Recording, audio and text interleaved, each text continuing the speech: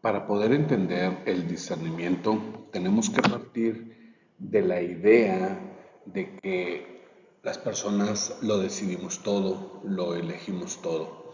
Y entonces para poder hacer una buena elección, una calidad de elección, contamos con este recurso que es el discernimiento.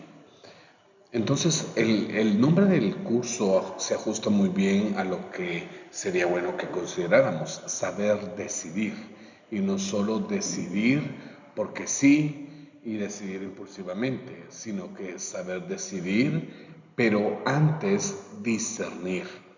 Y entonces este acto del discernimiento es un acto puramente humano.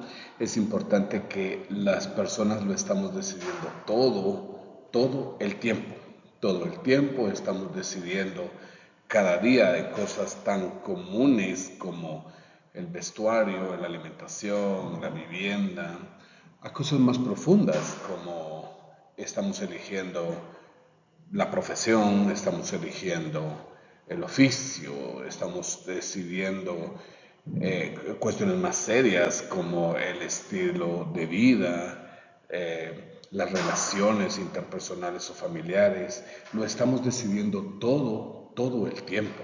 Entonces, desde allí es importante considerar que es el discernimiento un recurso a desarrollar este proceso que se dice que es un proceso para elegir entre dos opciones, ¿verdad? No necesariamente discernir tiene que ver como entre algo que se considera bueno o malo, sino más bien discernir tiene que ver con saber elegir entre dos opciones que pueden ser buenas ambas o consideradas ambas como buenas, y entonces el discernimiento va a hacer que entre estas dos opciones podamos considerar cuál es la mejor, cuál es la que más conviene para la persona, ¿verdad? Entonces, en una situación particular, discernir entre dos opciones nos puede ser muy útil.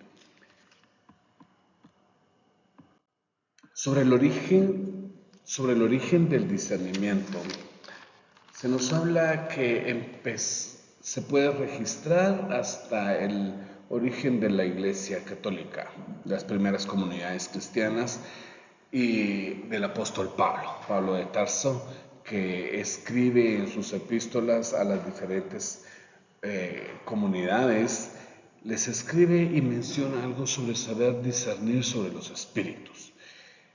Tiene otro nombre, pero es hasta donde se puede registrar, ¿verdad? El origen del discernimiento.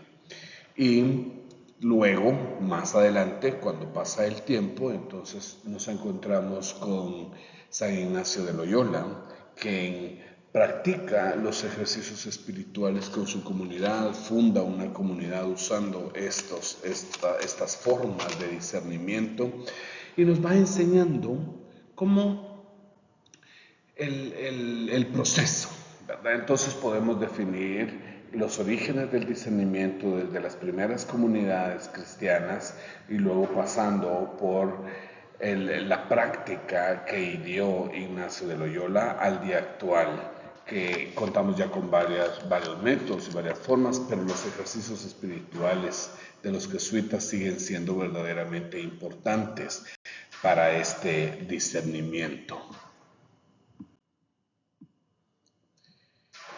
Sobre el método para discernir, encontramos a el padre Kagin, que nos habla de 3 acciones concretas, ya usándolo como método, para poder discernir: ver, juzgar y actuar. Y entonces, en ver, como usando este acrónimo, ¿verdad?, del ver, juzgar y actuar, ver se dice que tenemos que tener el examen completo del verdadero estado de la situación. Entonces es como un método en donde empezamos teniendo el examen completo de la situación. Eso es ver, tratar de integrar lo más que se pueda, solo verlo. Luego, en juzgar, hacer la valoración exacta de esta situación, ¿verdad? A la luz de unos principios que se definen, y entonces juzgamos, hacemos una valoración, definimos unos conceptos, unos principios, y desde allí entonces se hace un juzgamiento de esa situación.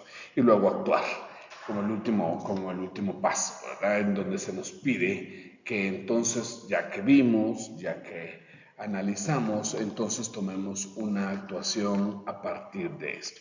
También se nos habla del método de Longerman y con otros pasos específicos, ¿verdad? Entonces ya el proceso del discernimiento va encontrando una forma, va encontrando un camino como método, considerando que los seres humanos todo el tiempo necesitamos como una forma estructurada de poder llevar este proceso de discernimiento, ¿verdad? Y entonces es importante que definamos que en este método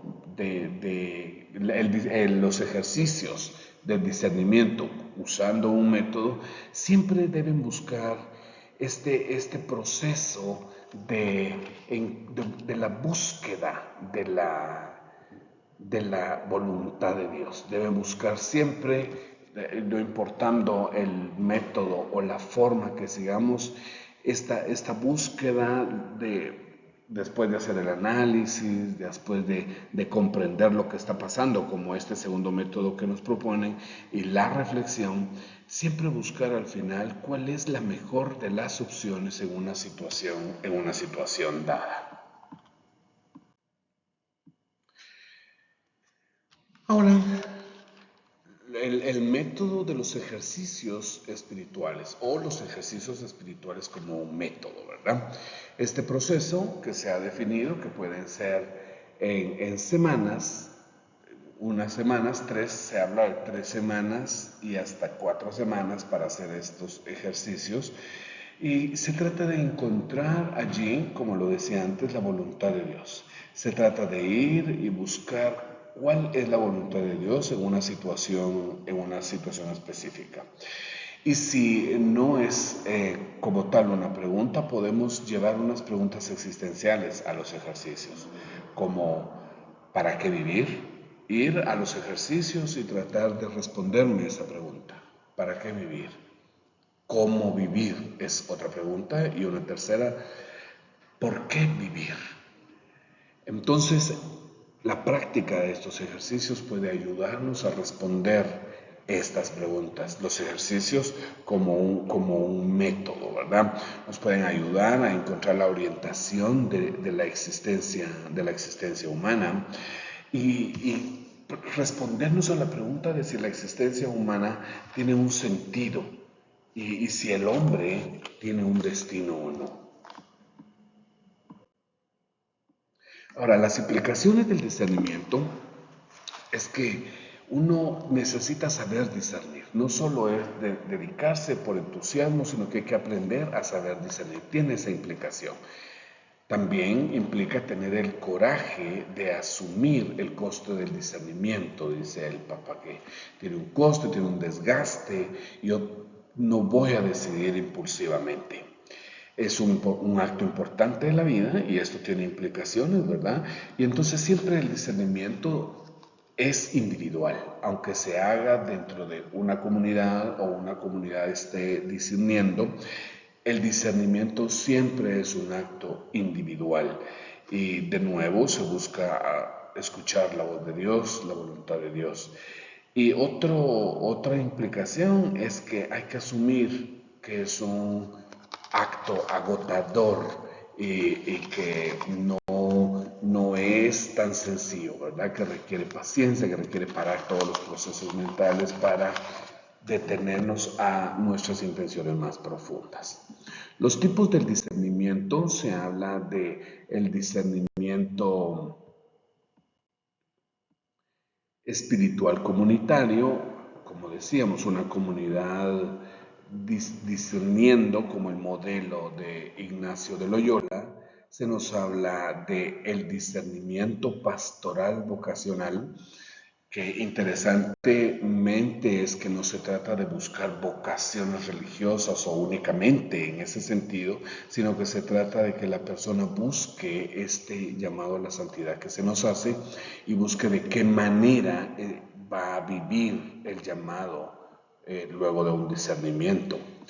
También el discernimiento pastoral, que es este discernimiento que se hace eh, para poder en las comunidades cristianas, católicas, tomar las mejores decisiones para las comunidades. Y por último, el discernimiento como un ejercicio profesional de todos los profesionales, como una práctica para poder tomarnos el tiempo de decidir entre opciones para tomar las mejores decisiones que tengan como objetivo el mayor beneficio para todas las personas.